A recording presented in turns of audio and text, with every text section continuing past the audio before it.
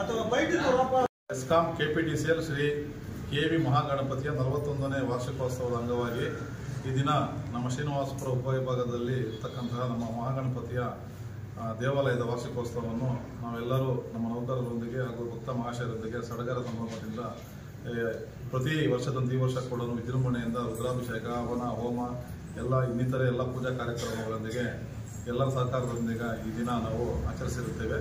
ಈ ಒಂದು ಮಹಾವಾರ್ಷಿಕೋತ್ಸವ ಆಚರಣೆಗೆ ಸಕಲ ಭಕ್ತಾದಿಗಳು ಕೂಡ ಈ ಒಂದು ದೇವಸ್ಥಾನಕ್ಕೆ ಭೇಟಿ ಕೊಟ್ಟು ಆ ಕೆವಿ ಮಹಾಗಣಪತಿ ಆಶೀರ್ವಾದವನ್ನು ಪಡೆದಿರುತ್ತಾರೆ.